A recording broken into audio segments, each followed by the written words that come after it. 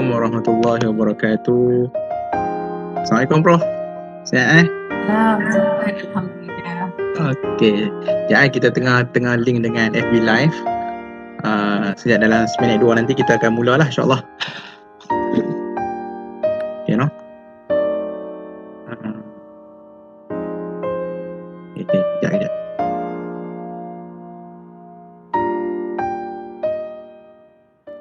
Okey, kepada semua peserta-peserta yang akan join Webex pada hari ini, insya-Allah kita akan bersama dengan Profesor Madya Datin Dr. Nuraini Osman dan minta kerjasamalah untuk mutekan Webex ni untuk kita memudahkan kita lah untuk perjalanan program pada hari ini. Mutekan So, Webex ni kalau tak mute nanti dia akan ganggu sistem yang lain lah. Okey, boleh? Okey. Alhamdulillah alamin wassalatu wassalamu ala asyrafil anbiya'i wal mursalin wa ala alihi washabbihi ajma'in. Terima kasih kepada Profesor Madya Datin Dr. Nuraini Osman kerana menerima jemputan daripada Institut Perubatan dan Pergigian Termaju USM Kampus Bertam Kepala Batas Pulau Pinang untuk sama-sama berkongsi ilmu lah tentang isu pada hari ini yang kita kemukakan lah. Tajuk dia berkaitan dengan COVID lah kan, berkaitan insan relate dengan COVID. Jadi slot siri kita pada hari ini berkaitan dengan siri pembinaan personaliti dan kekeluargaan yang insya-Allah akan disampaikan oleh Profesor Madya Datin Dr. Nuraini yang berada di Kuala Lumpur Prof. Ada di Kuala Lumpur, KL. Jadi kita bawakan live kan, sama-sama lah kita mengenali lah Prof. Kok lah lepas ni kok ada apa-apa nak berdiskusi dengan Prof. InsyaAllah lah boleh Google lah Prof di Perdana Center Razak Fakulti of Teknologi and Informatik UTM Kuala Lumpur. Jadi boleh ambil input ilmu pada hari ini. InsyaAllah moga-moga dengan input ilmu yang dikongsi oleh Prof pada hari ini dapat kita manfaatkan lah untuk kegunaan diri kita, keluarga kita dan mungkin masyarakat di sekeliling lah insyaAllah. Okey, untuk tidak melengahkan masa siapa lah duk cakap awak lah duk cakap panjang sangat kan. Kami nak dengar Prof, bukan nak dengar ni kan. Jadi kita akan intro sikit lah berkaitan dengan Prof. Okey, saya baca sikit lah biodata Prof ni. Profesor Madya Datin Dr. Nuraini Osman ni merupakan pengarah lah di Perdana Center Razak Fakulti of Teknologi and Informatik Universiti Teknologi Malaysia UTM Kuala Lumpur, dekat jalan dulu nama Jalan Semarak Kuala Lumpur. Okey, Prof academic qualification dia degree dalam bidang Bachelor of Economy International Islamic University IIUM UIA. Kemudian Prof menyambung pengajian di peringkat master dalam Master Education di Educational Psychology di Universiti Teknologi Malaysia Johor, tak silap saya Johor kan Prof kan? Okey, kemudian menyambung pengajian di peringkat Dr. Falsafah PhD di UIA juga dalam bidang Educational Psychology dan mendapat student terbaik lah Best PhD Student Award daripada UIA pada tahun 2008. Dan ilmu tak terhenti di situ saja. Pada tahun 2017 Prof menyambung lagi pengajian peringkat master.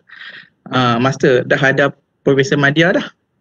Sambung lagi peringkat master di UKM, master dalam bidang Counselling Psychology. Di UKM dan mendapat keputusan yang sangat-sangat cemerlang lah, 3.96, tinggi lah. Jadi orang yang kita jemput pada hari ini bukan calang-calang lah kan, bukan calang-calang. Beliau juga merupakan salah seorang ahli jabatan kuasa panel Unit Strategi Unit Halwa Islam IPPT, dan boleh berkongsi lah ilmu berkaitan dengan isu-isu lah yang kita depani, khususnya berkaitan dengan COVID yang berlaku pada hari ini, yang bukan hanya menjejaskan fizikal, mental, di masa yang sama spiritual, social, intellectual semua terjejas disebabkan peristiwa yang kita hadapi pada hari ini. Jadi pada hari ini saya serahkan kepada Prof dalam tempoh masa sejam lah. Mungkin ada persoalan-persoalan nak tanya, boleh dikemukakan di bahagian chat ataupun boleh lagi buka muka, boleh tanya teruslah dengan Prof. untuk isu-isu ataupun soalan-soalan berkaitan dengan COVID ni. Okey, kepada Prof saya persilakanlah untuk berkongsi ni warga USM dan warga-warga UTM ke UKM mahu nak dengar lah apa ilmu berkaitan dengan Prof. Okey, dipersilakan Profesor Madya dan Dr. Nuraini untuk menyampaikan ceramah. Terima kasih Dr. Nuraini sebagai majlis kita hari ini. Izinkan saya berkongsi slide yang saya dah siapkan untuk majlis kita hari ini. Boleh Doktor?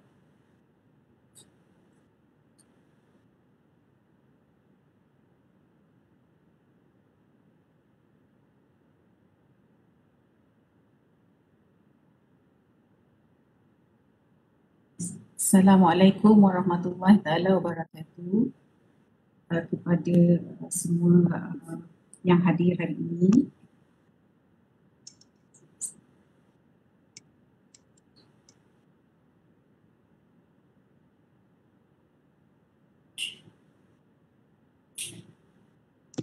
Terima kasih saya ucapkan di atas jemputan untuk membuat perkongsian ilmu di pagi yang mulia ini, hari Jumaat. Saya ucapkan terima kasih atas jemputan ini, sangat-sangat saya hargai. Yang berbahagia Profesor Dr. Azhar Said Sulaiman, Pengarah Institut Perubatan dan Pergigian Termaju Universiti Sains Malaysia, AJK Unit Hal Ehwal Islam IPPT, Kru-Kru Biro Grafik Media Baru Unit Hal Ehwal Islam, Pejabat Pengarah IPPT USM, timbalan-timbalan pengarah, para pensyarah, ketua-ketua jabatan, seterusnya tuan-tuan dan perempuan warga IPT dan Universiti Sains Malaysia. Saya sangat berbesar hatilah dijemput untuk membuat perkongsian sedikit ilmu dan juga perkongsian pengalaman saya berasaskan bidang kepakaran saya iaitu psikologi dan kaunseling psikologi dan juga pendidikan kepada semua. Jadi saya diberikan tajuk ini insan hebat generasi COVID. So saya nampak apakah isu yang saya boleh bangkitkan di sini yang melibatkan isu semasa yang berkenaan dengan COVID sekarang ini. Jadi saya siapkan slide ini dan saya harap perkongsian ini akan memberikan manfaat kepada semua hadirin dan hadirat yang berhormat.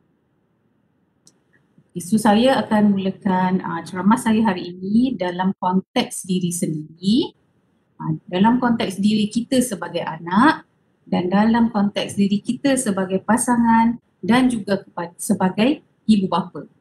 Okay. Saya buatkan sedikit kajian dan juga berasaskan kajian-kajian saya yang lepas. Saya bawakan di sini apakah ciri-ciri dari perspektif psikologi untuk menjadi insan yang hebat. Jadi sebenarnya dah ada banyak ciri-ciri yang kita boleh kongsikan di sini, tetapi saya rumuskan kepada ciri-ciri yang ada ini kerana saya melihat bahawa untuk kita jadi seorang yang hebat, untuk kita berjaya mendepani cabaran terutamanya dalam situasi semasa pandemik COVID ini, kita perlu bina satu kekuatan dalaman dalam diri kita untuk kita berjaya mengatasi apa sahaja dugaan dan ujian yang kita hadapi untuk masa ini.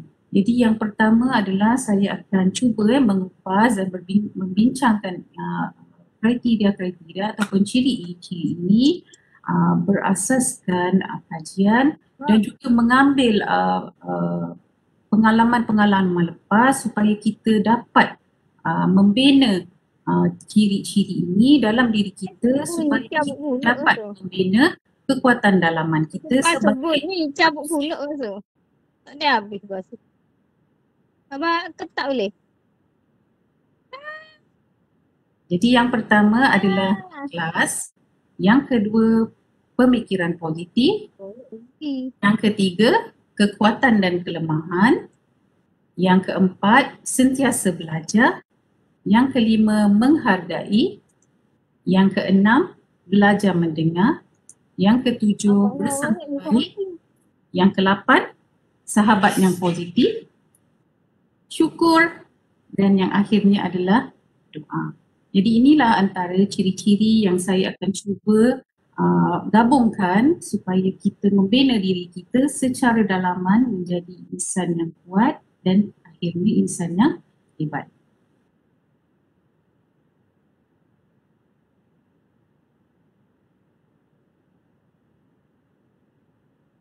Saya tak tahu ni kenapa pula saya jadi macam ni.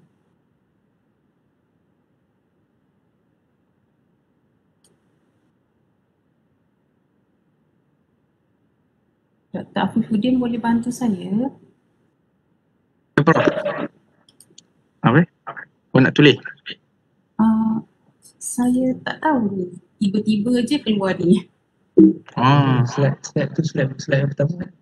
Slide. Okey, sekejap teknikal akan bantu. Keluar apa, Prof? Tadi pun dapat Keluar slide. macam seolah-olah saya nak tulis tapi saya tak ada klik apa-apa pula ni. Okey. Saya stop sharing sekejap ya. Stop sharing. Sekejap. Okey. Buat sekali lagi. Saya cuba lagi sekali.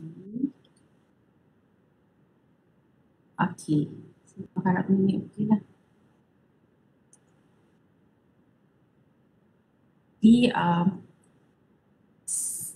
sesuai dengan situasi semasa sekarang ni dengan apa yang kita hadapi, pandemik COVID ni, jadi saya melihat apa yang relevan sebenarnya adalah yang kita perlu hadapi adalah norma-norma baru dalam kehidupan kita.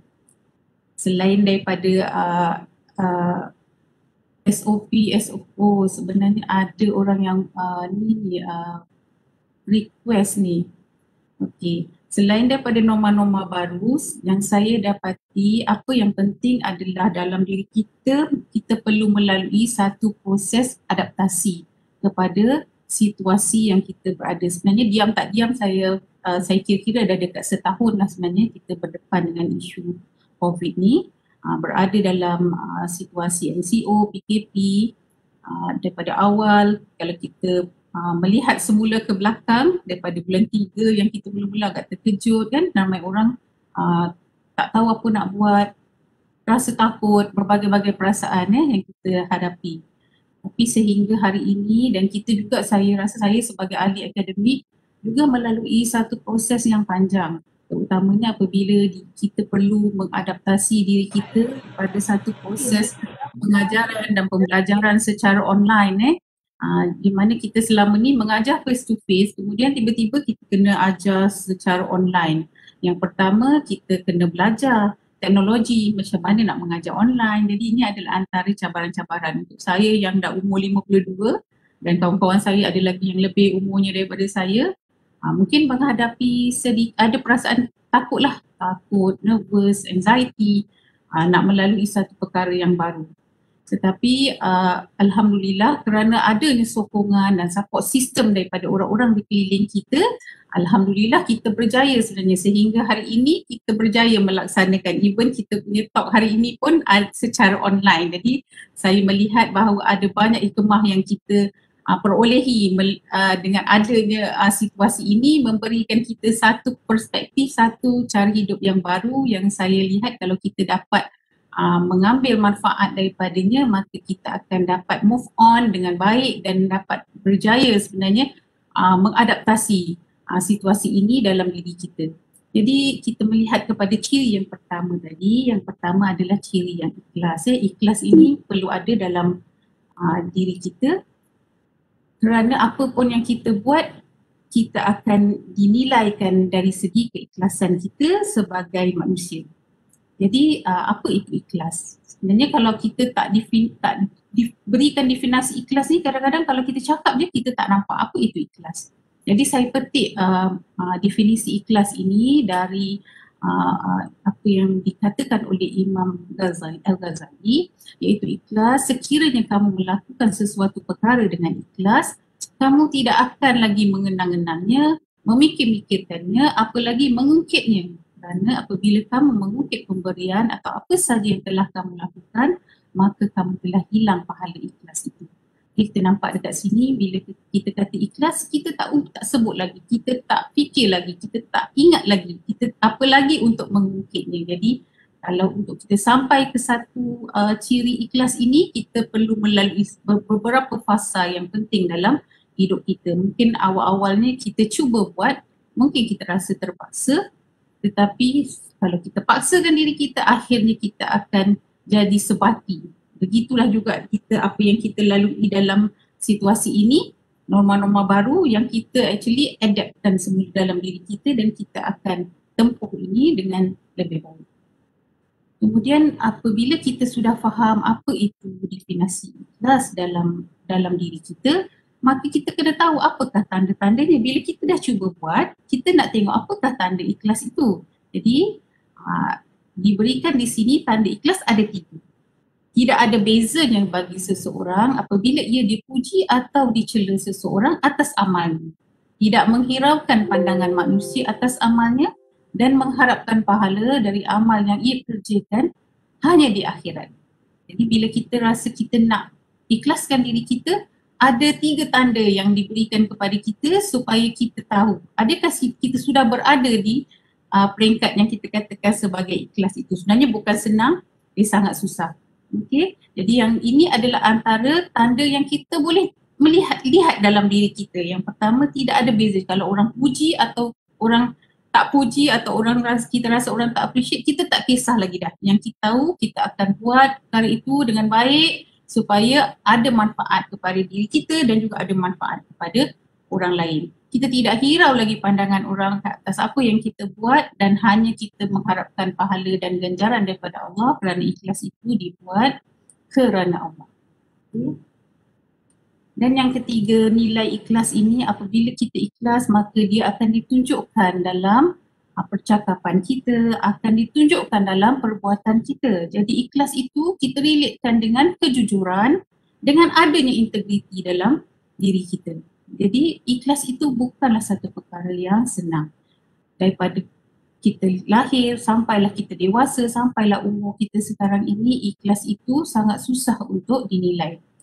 Semasa saya buat PhD, saya membina satu personality inventory dari perspektif Islam.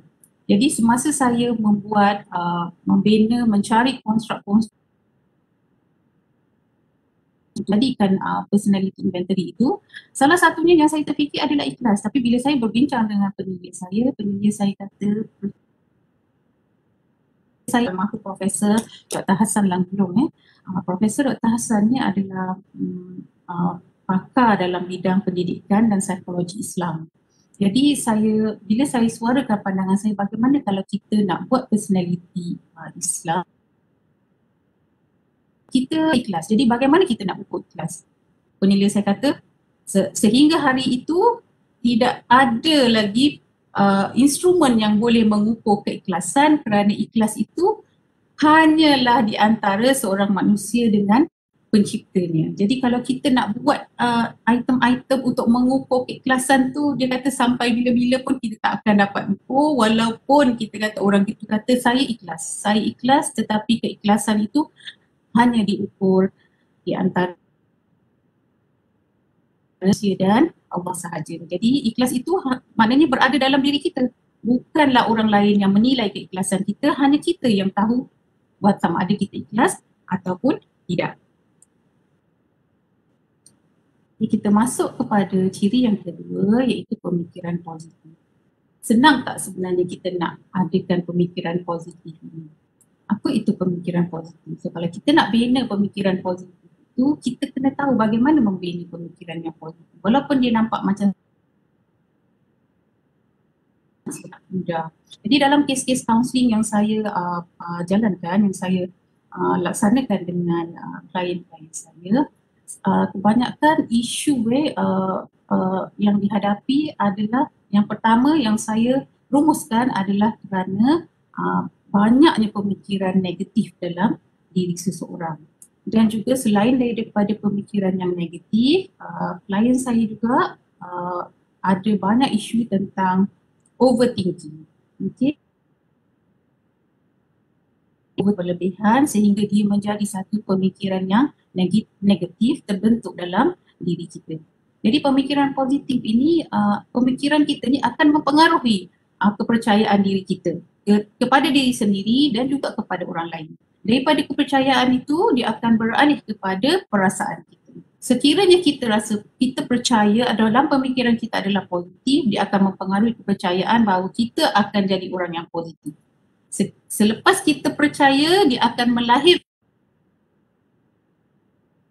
satu bahawa kita adalah, kita percaya kita akan jadi orang yang positif. Apabila kita ada pemikiran, kita ada kepercayaan dan kita ada perasaan yang positif, barulah kita akan melahirkan tingkah laku yang positif. Jadi itulah maksudnya positive thinking. Jadi positive thinking ini akan akhirnya akan dilahirkan dan diterjemahkan dalam tingkah laku kita. So itulah yang kita nampak. So bayangkan kalau pemikiran kita negatif, maka itu jugalah yang kita akan percaya, itu juga yang kita akan wujudkan. Jadi kita sebagai diri kita, sebelum kita nak orang lain berpemikiran positif, kita dulu kena berfikiran positif, dan ini akan kita turunkan kepada orang-orang di keliling kita, terutamanya anak-anak kita, pasangan kita, pelajar-pelajar kita dan semua orang-orang yang signifikan dalam diri kita. Jadi kalau kita nak satu masyarakat yang positif, semua orang kena ambil bahagian untuk jadi orang yang positif. Contoh kita sekarang ni dalam musim COVID ni, kita tengok semua orang ada di rumah. Okay, anak-anak yang sekolah ada di rumah, anak-anak yang duduk di asrama ada di rumah, anak-anak yang belajar di universiti juga ada di rumah, pasangan kita di rumah, kita pun di rumah juga. Kecuali orang-orang yang memang dikehendaki bekerja di jabat, ada dan kita semua work from home. Okay, berbulan-bulan kita work from home. Jadi awalnya kita tengok ada banyak, kita dengar ada banyak rungutan, macam susahnya. Di akhir hari kita tu, kita lihat semuanya sebenarnya berjalan dengan baik. Jadi di awal tu kita mungkin agak kelang kibut, tetapi lama-lama tu kita sudah adapt. Nampak kat sini tadi kita sebut tentang proses adaptasi. Proses adaptasi itu sangat penting.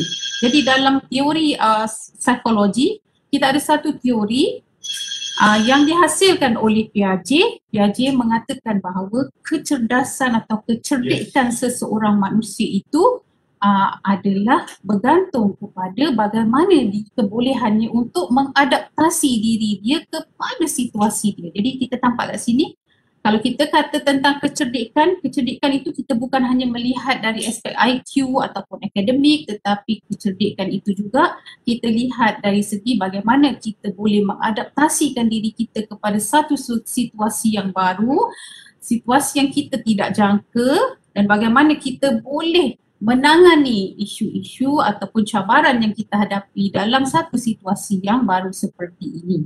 Jadi sekiranya kita berjaya menangani isu ini, maka kitalah orang yang dipandang sebagai hebat, dan insan yang hebat itu bukan boleh diperoleh dalam masa yang singkat. Kita membina diri kita supaya kita jadi insan yang hebat, baik untuk diri kita, baik untuk orang-orang yang di sekitar kita. Okey. Dan di sini kita selalu nampak kalau kita berfikiran positif, maka kita akan jadi positif. Jadi kita nampak punca ni di mana ya. So nampak gambar ni. Dalam psikologi, gambar ini sebenarnya ada takrifan dan interpretasi. Masing-masing semua orang boleh buat interpretasi. Tapi saya suka ambil gambar ni dalam kelas-kelas psikologi saya, dalam ceramah-ceramah psikologi, saya suka ambil ini kerana gambar ini menunjukkan seekor kucing yang melihat diri dia sebagai seekor singa. Jadi ada orang, kalau bukan orang psikologi, dia kata ini perasan nama dia. Tapi tidak, dari perspektif psikologi kita melihat ini, kalau kita nak jadi orang yang hebat, kita melihat diri kita hebat, kita sangat positif, maka kita akan memotivasikan diri kita akan bekerja ke arah menjadi orang yang hebat. Kucing tak boleh jadi singa, tetapi kita boleh mempunyai ciri-ciri itu supaya kita jadi hebat seperti orang yang hebat. Kerana kita ingat sebagai manusia kita belajar melalui pemerhatian kita kepada orang lain. Jadi kita jadikan orang lain itu sebagai contoh, maka kita nak berjaya, kita ada perasaan dalam Islam dibenarkan ada iri hati, tetapi iri hati yang positif. Nak jadi seperti dia, maka kita akan usahakan, kita akan belajar meningkatkan diri kita jadi baik seperti mana role model kita. Bukannya iri hati yang negatif, nak menjatuhkan orang, nak menyebabkan orang itu jadi lemah, tidak. Tapi kita iri hati untuk diri kita sendiri, untuk jadi seperti orang yang kita admire. Okay? Jadi how to be positive? Macam mana kita nak jadi positif?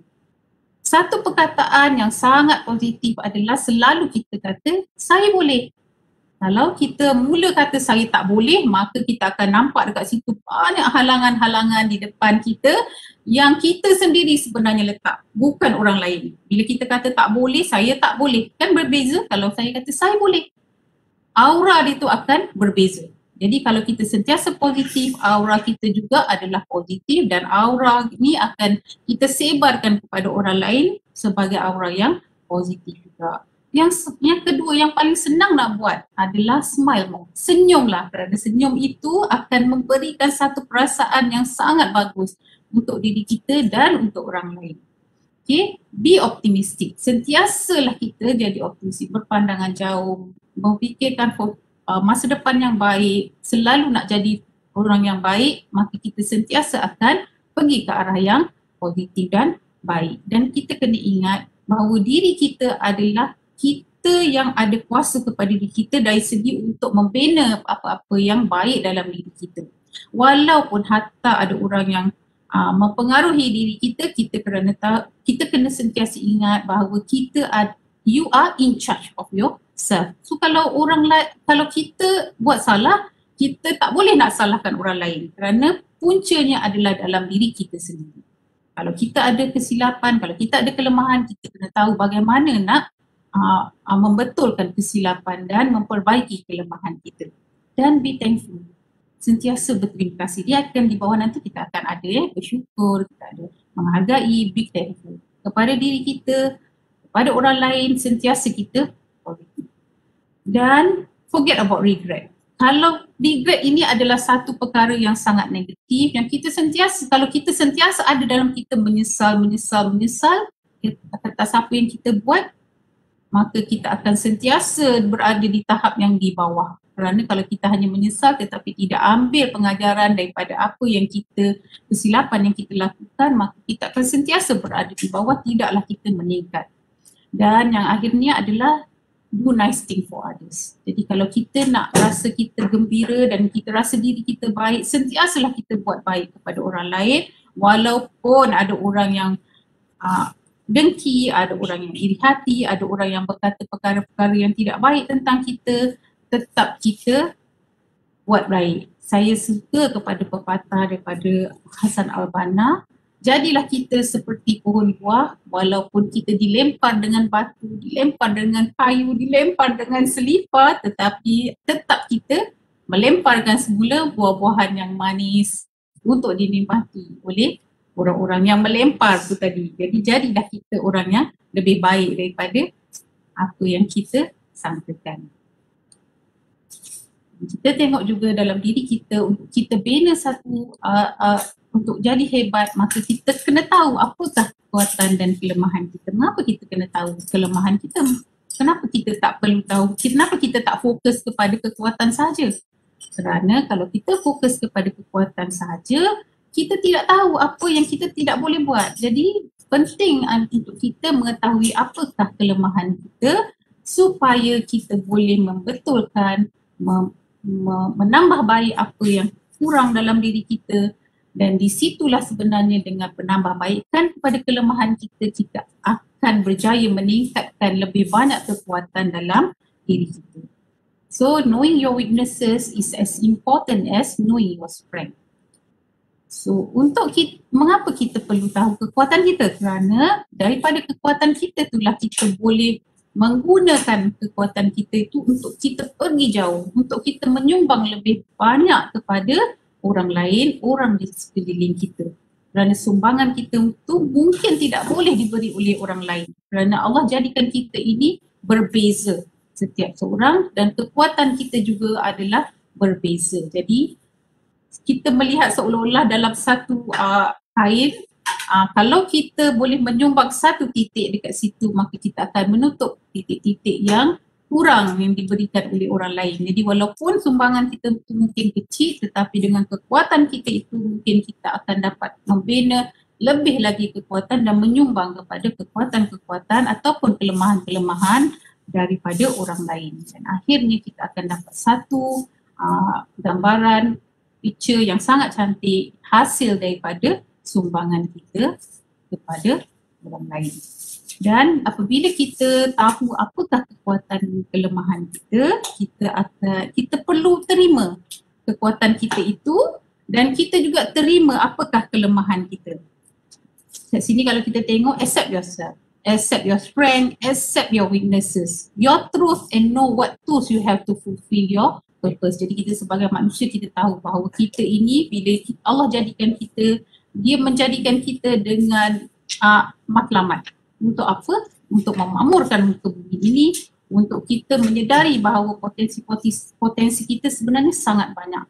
Dan mengetahui kelemahan itu akan membantu kita meningkatkan potensi diri kita. Saya ingat lagi bila saya membaca buku yang ditulis oleh guru saya, sebelum saya buat PhD, saya berkenalan dulu dengan penyelia saya ni melalui penulisan beliau. Jadi saya ingat saya membaca satu buku yang ditulis oleh Profesor Dr. Hassan Langgulung ini bertajuk Pendidikan Islam. Jadi dekat sini dijelaskan tentang apakah makna pendidikan. So Prof. Hassan menjelaskan tentang pendidikan itu dilihat daripada dua perspektif. Yang pertama, pendidikan itu adalah pendidikan yang diturunkan dari satu generasi kepada generasi yang lain. Dan itulah kalau kita nampak, itulah budaya kita, itulah norma kita yang kita turunkan melalui upbringing kita, melalui pendidikan yang kita dapat dari rumah, daripada ibu bapa, daripada keluarga, daripada guru dan daripada masyarakat. Sebenarnya pendidikan itu adalah satu proses yang besar. Jadi kita belajar sebenarnya dekat situ membina diri kita. Jadi bayangkanlah kalau kita ada masyarakat yang pucat hati, kita ada masyarakat yang negatif, ahli-ahli masyarakat yang sentiasa membawa keburukan kepada diri kita, bayangkan apakah generasi yang kita akan hasilkan di akhirnya. Kemudian kita tengok pendidikan itu dilihat dari perspektif bagaimana sebenarnya proses pendidikan itu mengeluarkan potensi-potensi yang ada dalam diri seseorang. Jadi kita sebagai pendidik, sebagai pensyarah, sebagai guru, bagaimana kita sebenarnya apabila kita mengajar ataupun kita mendidik, kita sebenarnya mengeluarkan potensi-potensi individu yang kita sebenarnya tidak nampak. Prof. Hassan dengan cantiknya menulis analogi ini sebagai manusia itu adalah sebagai laut. Laut yang dalam. Jadi di dalam laut ni sebenarnya kita tak nampak apa yang ada dalam laut, tapi kita tahu di dalam laut ni ada penuh dengan barang-barang yang berharga seperti mutiara, karang-karang yang cantik, hidupan-hidupan yang cantik, hidupan yang bagus yang memberi banyak manfaat kepada manusia. Jadi begitulah dianalogikan manusia ini sebagai satu lautan di mana kita tidak tahu apa yang ada di dalam diri dia, sehinggalah kita berjaya mengeluarkan potensi-potensi yang ada di dalam diri setiap manusia itu melalui proses pendidikan. Jadi kita ingat dekat sini bila kita jadi pendidik, maka matlamat kita sebagai pendidik adalah untuk mengeluarkan potensi-potensi yang baik daripada diri pelajar kita supaya akhirnya kita kenal pasti bahawa setiap pelajar dia ada kelemahan dan kekuatan. Jadi dekat situ apakah kekuatan pelajar kita yang ini, maka kita bina dia supaya dia dapat menyumbang semula kepada masyarakat kita. So dekat sini saya suka kepada statement ni, you were born an original, don't become a copy. Jadi kita ini dilahirkan sebagai seorang insan, seorang manusia yang sangat unik. Ada kelebihan kita, kekuatan kita. Jadi kenapa kita perlu meniru orang lain, kita nak jadi macam orang lain sehingga kita jadi upset, kita jadi stres dan kita sentiasa nak jadi macam orang lain. Walaupun kita kata tadi kita belajar melalui role model, tetapi bukan semua perkara kita boleh buat seperti mana orang lain buat. Jadi sebab itu pentingnya kita tahu apa kekuatan kita dan apa kelemahan kita supaya kita jadi yang terbaik dan jadi original, bukan jadi yang copy.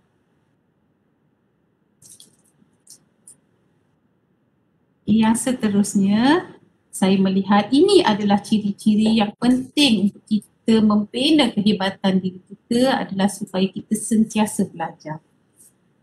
Pengalaman saya belajar, saya memang suka belajar. Jadi saya turunkan juga kerana gembiraan saya belajar, saya turunkan kepada anak-anak, saya katakan kepada anak-anak saya supaya kita belajarlah, teruslah belajar. Tak kira apa ilmu yang kita belajarlah apa yang kita rasa kita happy dan kita rasa itu memberikan kita manfaat dan kita boleh menyumbang sendiri.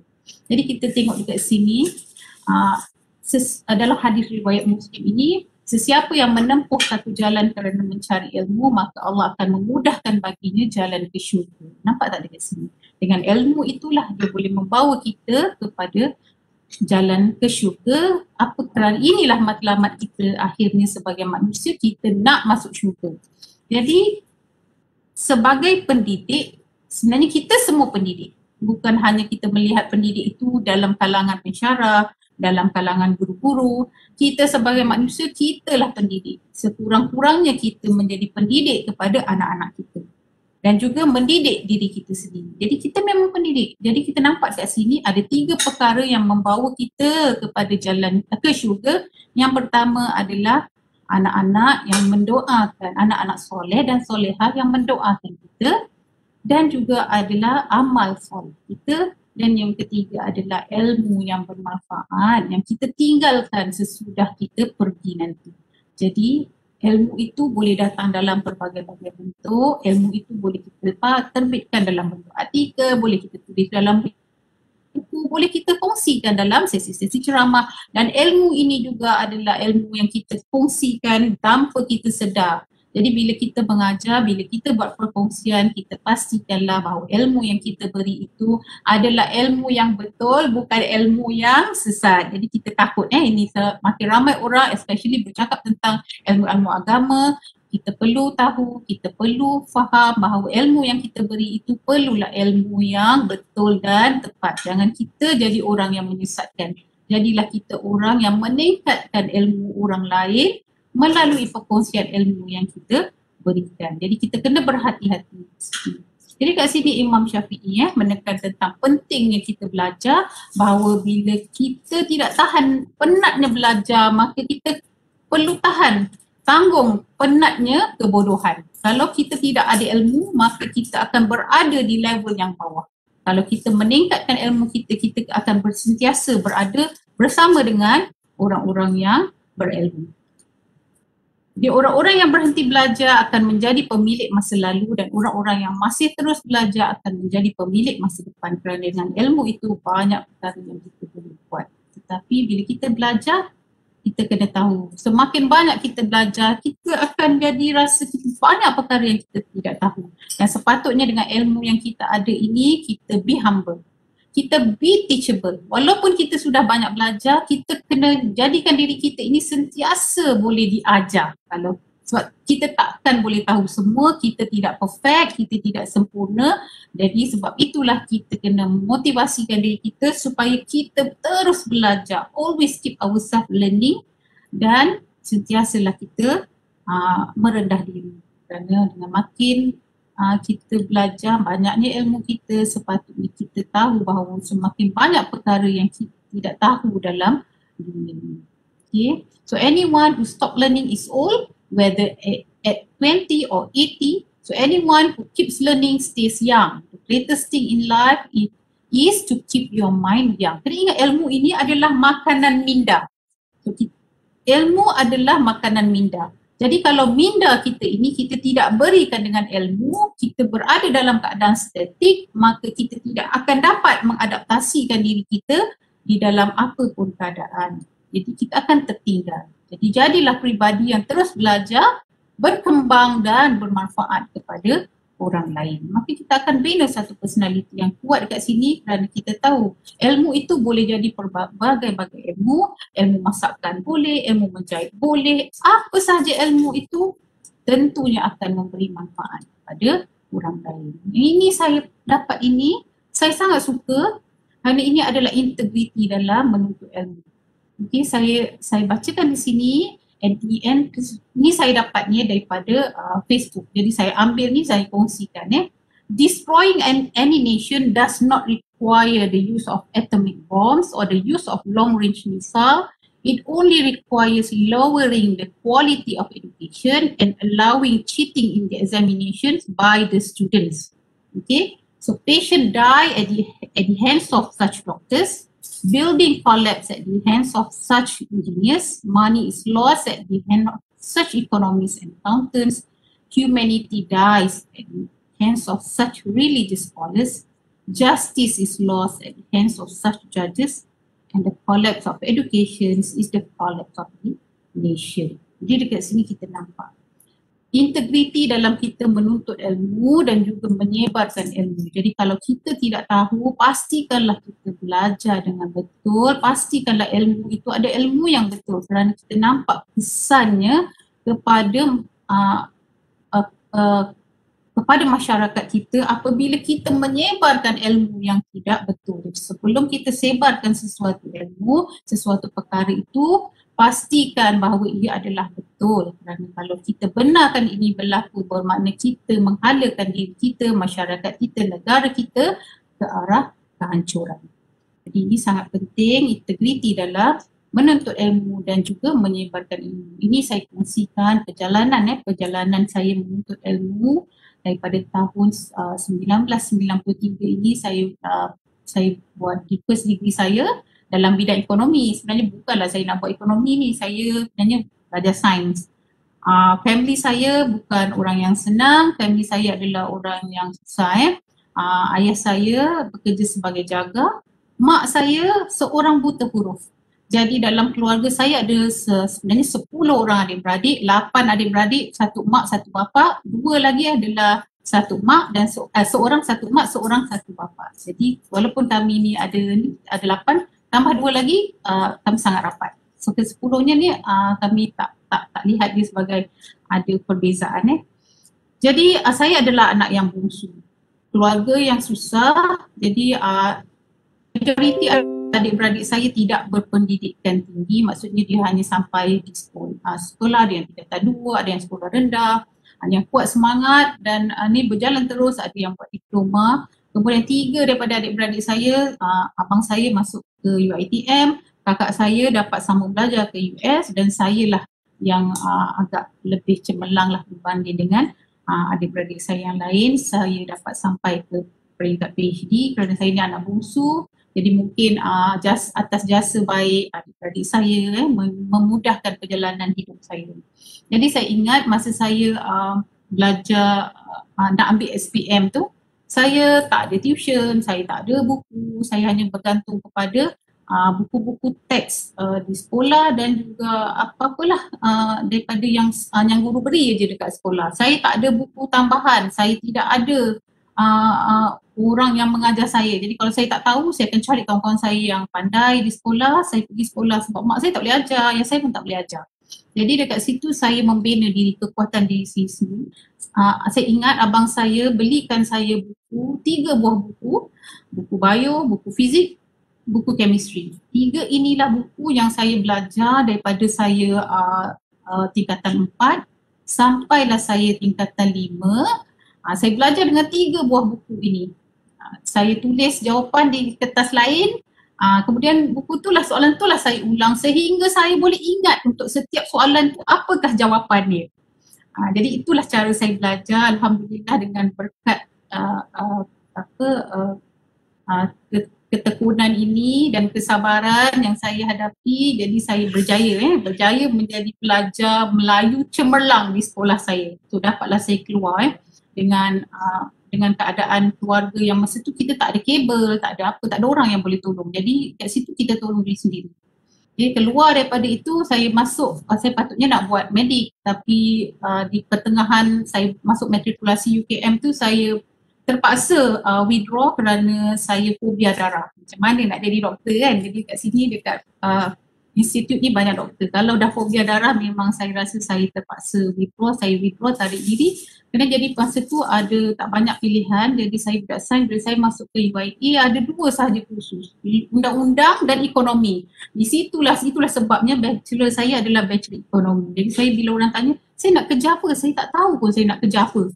Sebab ekonomi manalah saya tahu, jadi tak ada orang yang membimbing kita pada masa itu. Tapi satu perkara saya kata, bila saya masuk ni saya mesti belajar, saya mesti cemerlang, kerana saya tahu keluarga saya bukan orang yang senang. Jadi saya nak keluar daripada kesusahan itu, maka saya dapatlah belajar dengan baik. Masa tu UIA ni English, jadi sebulan 2 bulan tu mungkin menghadapi masalah lah nak faham bahasa Inggeris, dan pensyarah-pensyarah yang datang daripada luar negara, Pakistan, Bangladesh, kita kena faham lah macam mana bahasa dia bercakap. Jadi itu satu cabaran. Jadi kalau kita boleh adaptasi diri kita, maka kita akan jadi orang yang berjaya. Jadi tahun kedua, akhir tahun kedua saya berkahwin. Saya dipinang orang. Jadi mak saya kata, mak saya ni buta huruf, dia tak belajar tinggi, tetapi dia tahu kalau ada orang yang baik meminang anak perempuan dia akan berikan.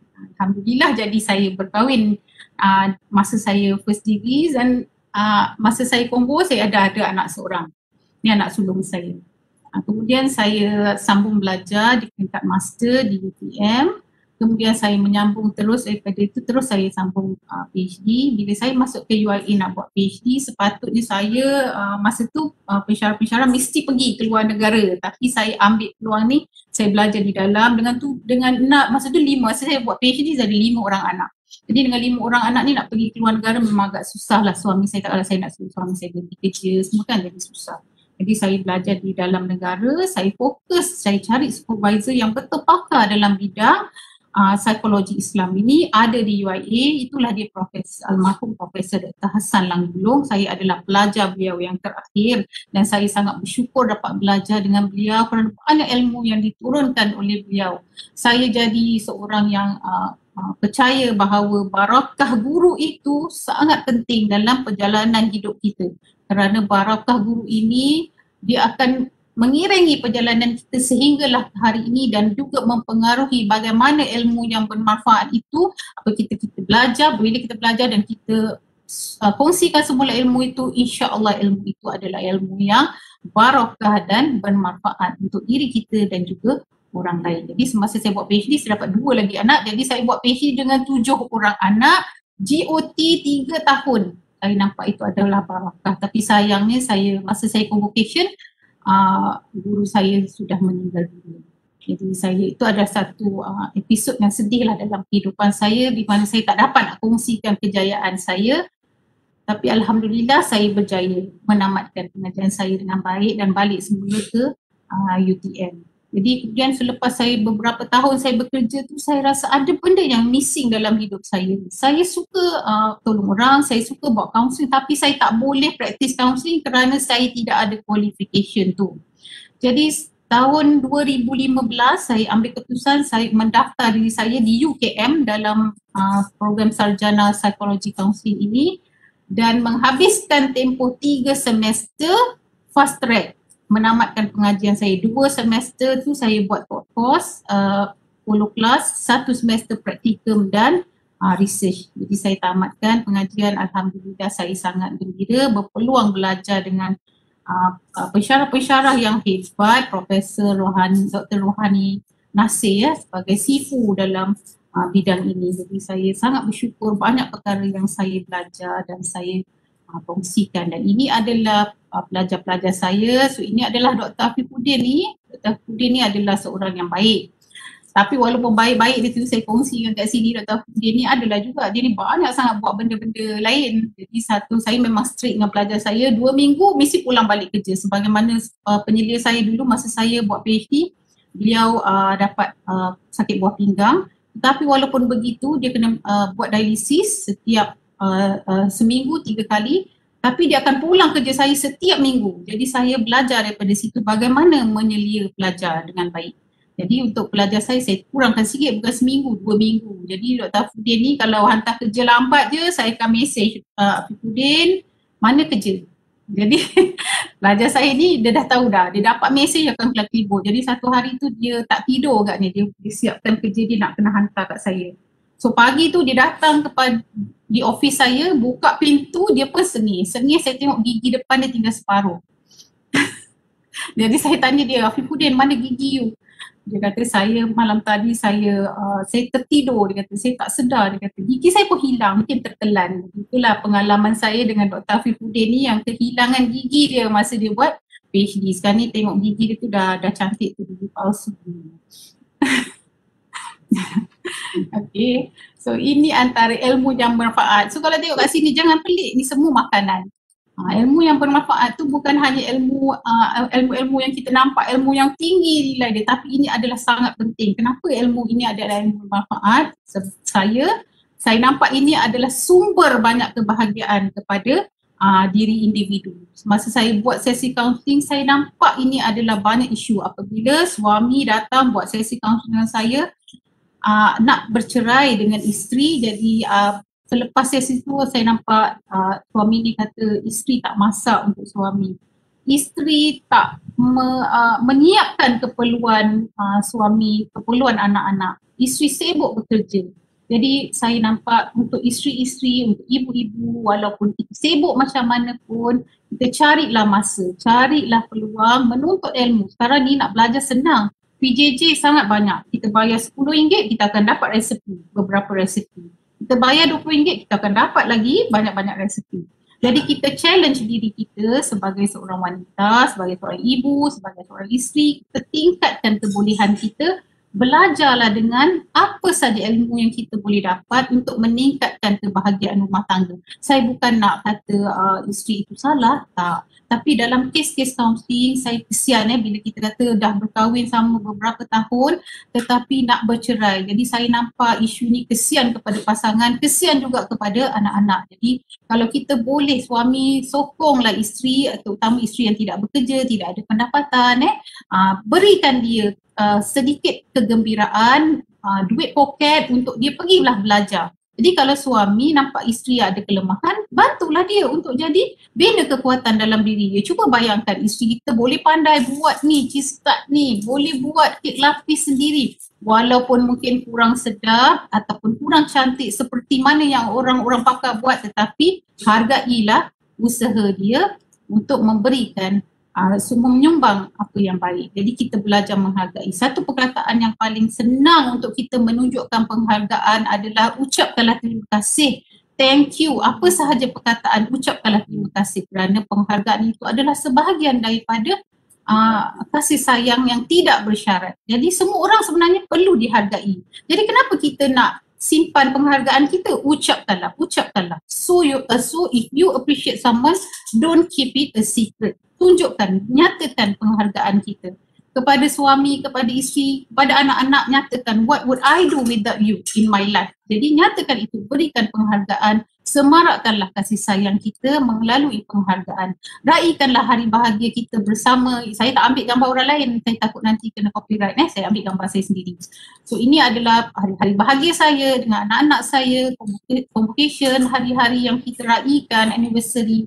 Dan juga adalah hari yang ini adalah paling istimewa dalam hidup saya, di mana saya melangsungkan perkahwinan 3 orang anak saya serentak. Inilah hari yang paling saya rasa bahagia untuk keluarga saya. Okey, ini adalah belajar mendengar. Learn to listen. Ramai orang tidak mampu, tidak tahu mendengar. Dia hanya nak respon. Bila kawan kita datang, nyatakan kepada kita masalah dia, dia sebenarnya bukan nak kita respon. Dia nak kita mendengar. Jadi ini antara isu dalam sesi kaunseling yang saya banyak jumpa, di mana pasangan kita sebagai ibu bapa, kita tidak tahu mendengar. Kita tak tahu mendengar. Kita selalu ingat bila orang bercakap dengan kita, kita kena respon. Sebenarnya dia nak a shoulder to cry on. Jadi belajarlah mendengar kerana mendengar itu satu terapi yang sangat bagus untuk orang lain. Okay, and then kita ada sahabat yang positif. Kita kenal sahabat kita. So jadi kalau kita tak jumpa sahabat yang baik, kitalah jadi sahabat yang baik. Jadi sahabat kepada pasangan kita, jadilah sahabat kepada anak-anak kita kerana sahabat yang baik itu akan sentiasa memberikan kegembiraan. Best friend makes the good times better and the hard times easier. Okay, so kawan yang baik itu macam bintang di langit. Mungkin kita tak nampak tetapi kita tahu bahawa dia sentiasa ada untuk kita. Dan kita bila kita mencari kawan, carilah tangan yang selalu memegang kita saat kita jatuh, mata yang nampak kebaikan kita saat kita selalu tidak sempurna, dan hati yang sentiasa menerima kita saat kita dalam kesusahan. Inilah kawan yang baik untuk kita. Dan kita juga bersangka baik. Kalau kita tidak mampu mengubah hati orang lain untuk bersangka baik dengan kita, tetapi kita mampu mendidik hati kita untuk bersangka baik kepada orang lain. Semakin banyak kita bersangka baik, maka jiwa kita akan tenang, lebih ikhlas dalam bergaul, lebih banyak kebaikan, lebih banyak kasih sayang dan lebih banyak perhatian. Jadi kita kena ingat, apabila kita didatangi oleh orang yang minta bantuan, jadi kita usahakan supaya kita boleh beri masa kita untuk membantu orang lain. Okay, whenever you are in a position to help someone, just do it and be glad, because Allah is answering someone's prayers through you. Ingat tu. Jadi kalau kita agak-agak nak menolong orang, kita kena ingat bahawa inilah mungkin yang ditakdirkan, yang disusun oleh Allah kepada kita untuk kita membantu. Saya ada banyak kes counseling, saya tak sempat nak kongsi. Saya skip yang ni, sebenarnya ada ni. So kita nak terus pergi ke sini, dan yang kedua lagi ini saya nak nyatakan bahawa pentingnya kita merasa bersyukur. Hanya kita ucapkan terima kasih kepada Allah. Alhamdulillah, dalam sujud-sujud kita, kalau terlalu banyak kita minta, mungkin ada hari yang kita hanya ucapkan terima kasih ya Allah atas segala kelebihan, atas segala apa yang telah Allah berikan kepada kita. Okay, jiwa yang malas tetap tersesat walaupun sudah sampai.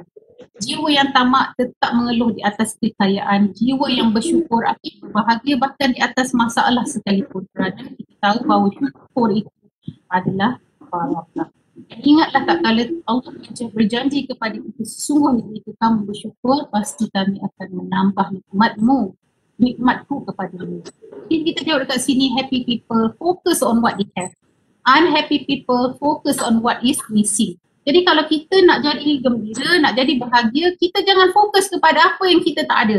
Fokuslah kepada apa yang ada di keliling kita, anak-anak kita, suami kita, pasangan kita, isteri kita, ya. Apa yang kita ada itulah sebenarnya kebahagiaan yang kita ada. Jadi akhirnya ini adalah doa itu adalah senjata seorang mukmin. Maka teruskanlah kita berdoa, kerana dengan doa itulah akan menyempurnakan hidup kita.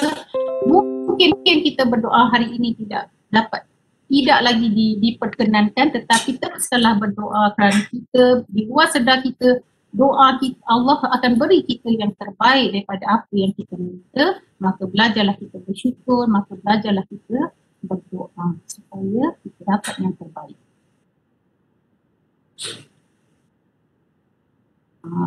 Saya akhiri ceramah saya.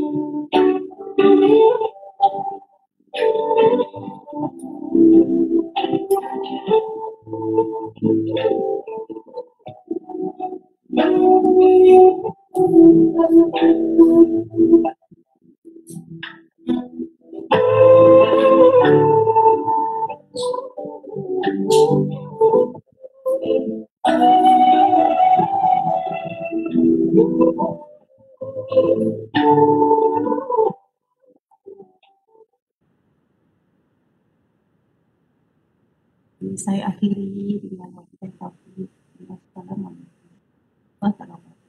Terima kasih kerana saya serahkan semula kepada Dr. Hafiz.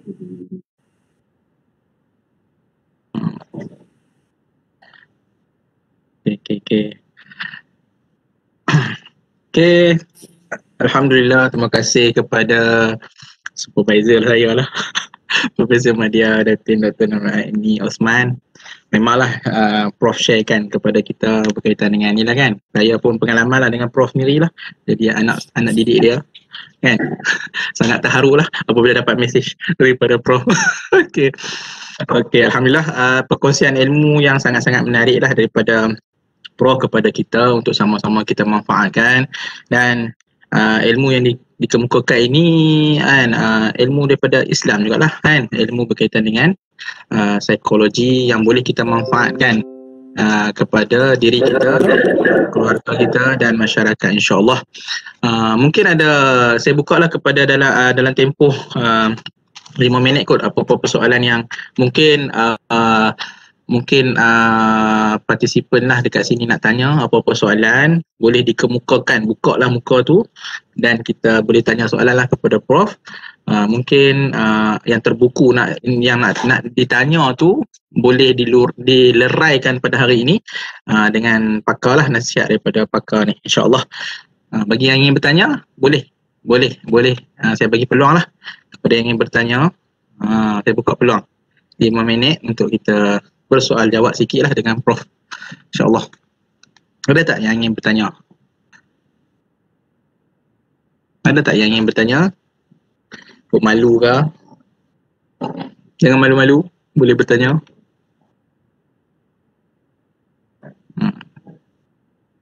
Daripada office ke Prof? Rumah ke office? Saya dah pernah saya untuk bekerja dari rumah. Sepatutnya saya work from home. Okey, tak apa. Ada boleh kalau nak bertanya. Sebelum nak bertanya tu kan, mungkin saya tanya soalan dulu kan.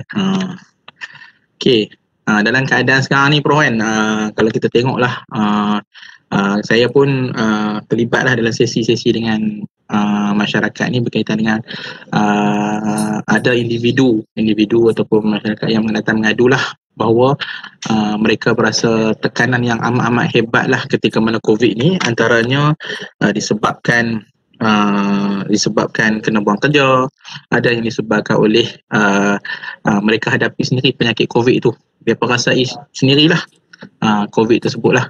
Bagaimana kita katakan teknik yang cepat lah bagi dia orang ni untuk kita bantu dia orang untuk menyelesaikan masalah ni, mungkin secara kita kata pantas jugalah kan.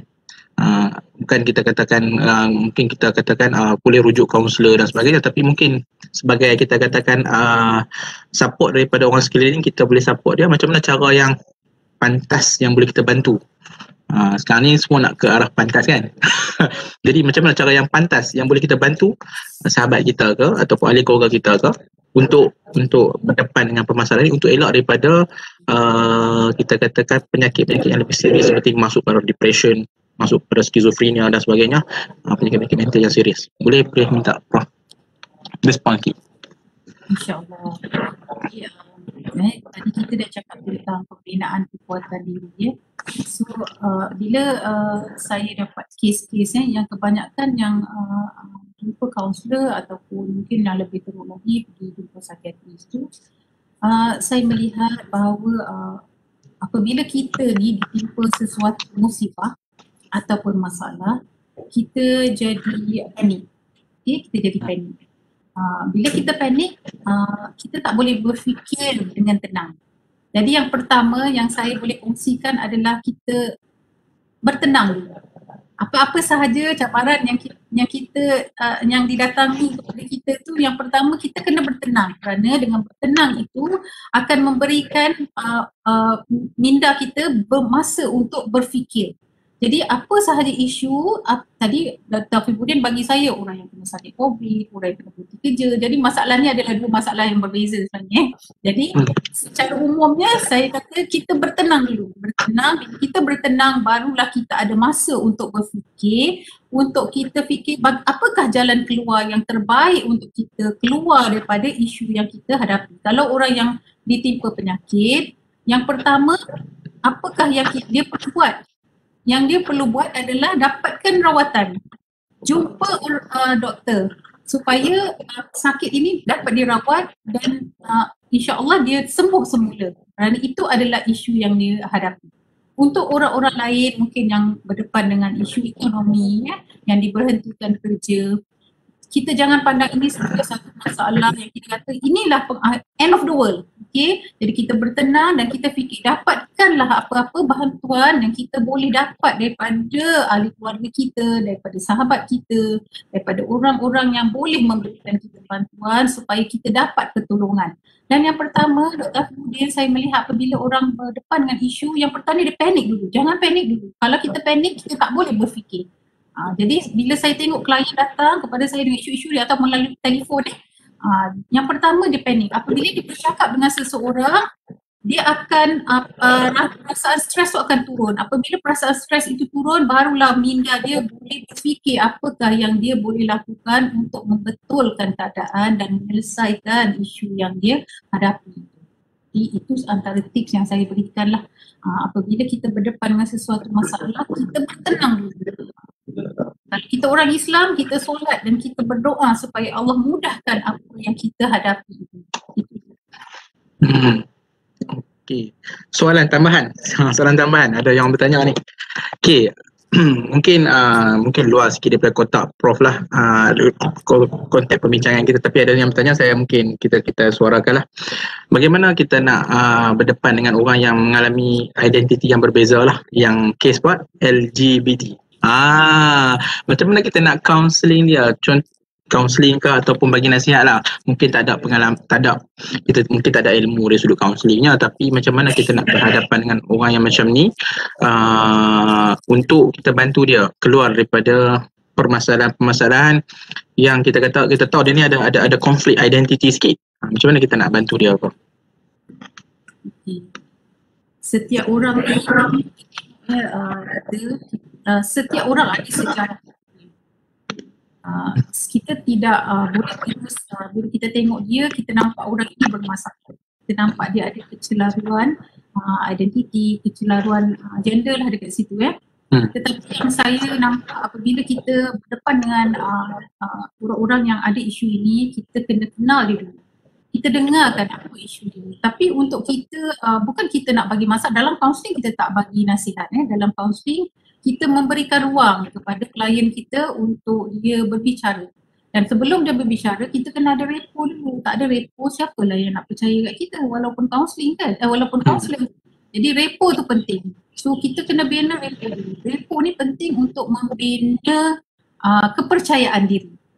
Kalau kita tak, sesiapa pun, kalau kita pun tak percaya dengan orang, kita tak akan cerita masalah kita tak akan sebut apa-apa isu kita kerana kita takut masalah kita tu adalah rahsia kita. Jadi kalau kita buka, kita bermakna kita membuka kelemahan kita membuka aib kita. Jadi repo tu sangat penting. So mungkin kita tak perlu beri nasihat, kita mendengar dulu. Pentingnya kita ada kemahiran mendengar supaya kita boleh faham. Kita bukan chop, kita tak boleh label dia, kita tak boleh chop dia dulu. Kerana kita kena tahu apakah isu yang dia sudah hadapi sepanjang hidup dia sehingga membuatkan dia mengambil keputusan untuk menjadi diri dia yang sekarang.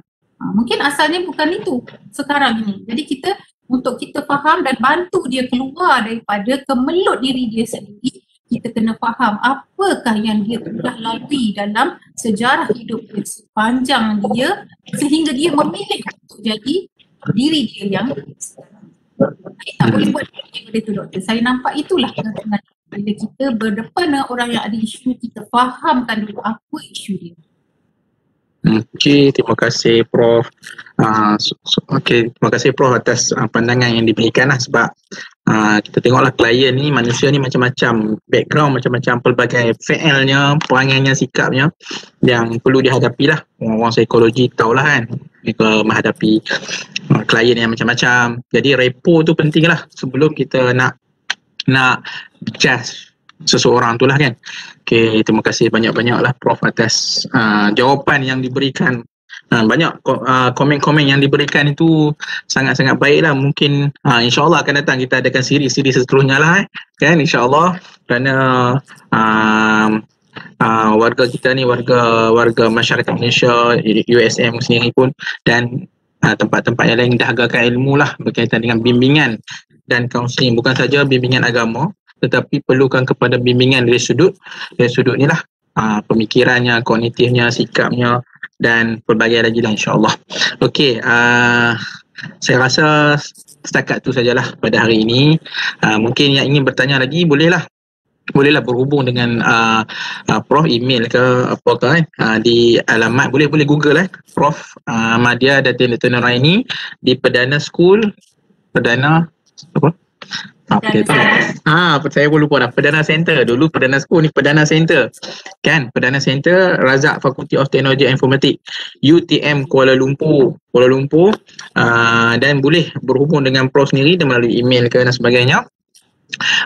Untuk bertanya apa-apa soalan. Kalau malu lah nak kongsi dekat sini, mungkin boleh berkongsi dari sudut personal lah, cara email dan sebagainya dengan Prof lah.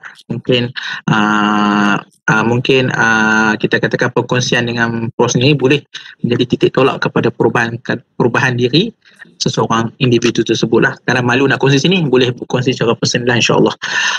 Saya rasa terima kasih lah pada Profesor Madya Datin Dr. Nuraini di atas kita katakan sharing lah, knowledge lah kepada kita pada hari ini. Sebab itulah dalam Al-Quran sebut fas'alu ala zikri in kuntum la ta'lamun, tanyalah orang pakar jika sekiranya kamu tak tahu. Jadi kita dalam mendepani isu COVID ni, kita tanyalah orang yang tahu kan, macam mana dari sudut psikologinya, dari sudut kaunselingnya, dan mungkin kita boleh bantu orang lain melalui maklumat yang kita dapat, kesahihan maklumat daripada pakar untuk kita applykan dalam diri kita, keluarga kita dan masyarakat insya-Allah. Terima kasih banyak-banyak daripada Prof. Kami daripada Institut Perubatan dan Pendidikan Termaju mengucapkan terima kasih jazakallah khairul jazak kepada Prof Profesor Madya Datin Dr. Nuraini kerana perkongsian selama sejam lebih lah.